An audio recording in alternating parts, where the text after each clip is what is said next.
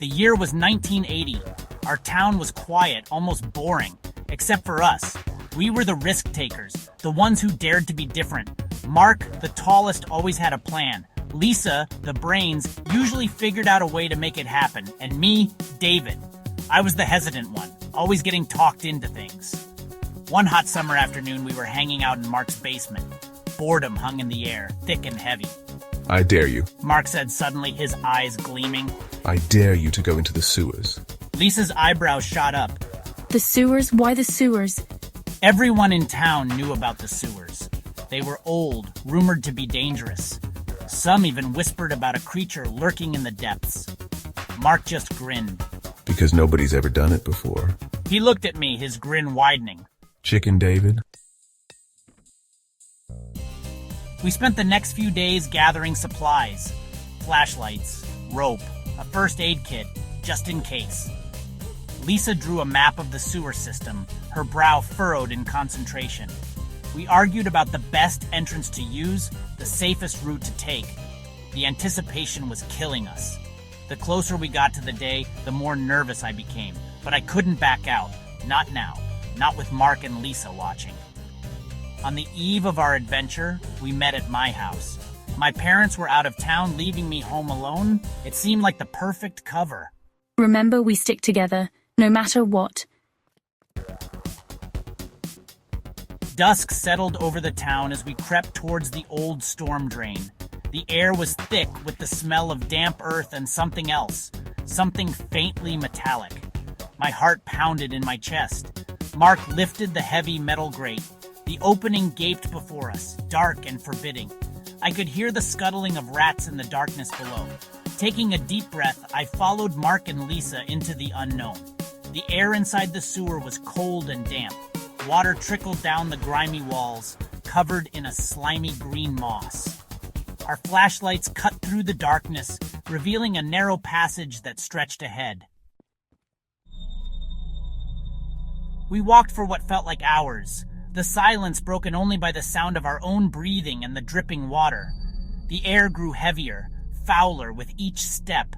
I felt a sense of dread creeping up my spine. Suddenly, Lisa grabbed my arm.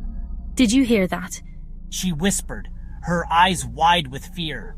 A low growl echoed through the tunnels, seeming to come from everywhere and nowhere at once. We froze, listening intently. The growl came again, closer this time. Our flashlights danced in the darkness, revealing nothing but the grimy walls and the murky water flowing at our feet. Then we saw it. A dark shape, larger than a man, lurking at the edge of our flashlight beams.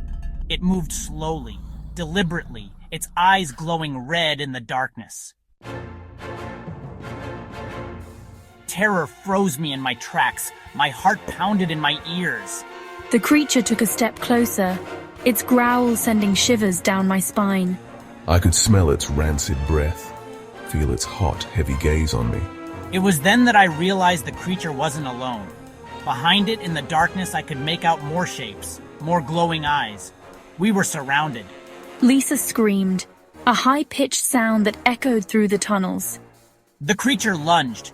We scrambled back, our flashlights flying from our grasp. Darkness enveloped us. Section 6. Desperate dash. Panic surged through me. I couldn't see, couldn't breathe. I could hear Mark and Lisa screaming, their voices muffled and distant. I stumbled blindly, my hands scraping against the rough concrete walls. Then I felt it. The rope we had tied to ourselves, a lifeline in the darkness. I grabbed hold, my heart pounding, and pulled myself forward. The growls echoed behind me, closer now. Something slammed against my leg, sending a jolt of pain shooting through me. But I didn't stop. I couldn't stop. I had to get out. The fresh air hit me like a slap in the face. I collapsed onto the pavement, gasping for breath. My body ached, every muscle screaming in protest. But I was alive. I looked around frantically for Mark and Lisa. They emerged from the darkness a moment later, their faces pale and streaked with grime. We clung to each other, trembling with fear and relief. We didn't speak as we made our way back to my house. We didn't need to.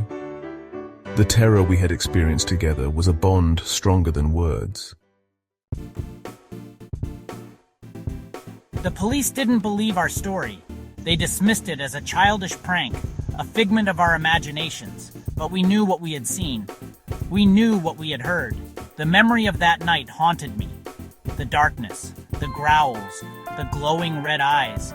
I could still feel the creature's hot breath on my skin, smell its rancid stench. We never went back to the sewers, not together, not alone. The town remained oblivious to the horrors that lurked beneath the surface, or perhaps they simply chose not to believe. The sewer adventure had changed us. We were no longer the carefree teenagers who had entered that storm drain. We had looked into the abyss, and it had looked back. We learned that some things are better left undisturbed, that curiosity can come at a price, and that some secrets are best left buried in the darkness. The sewers held their silence, and we held ours. But deep down we knew. The creature was still out there, waiting, watching.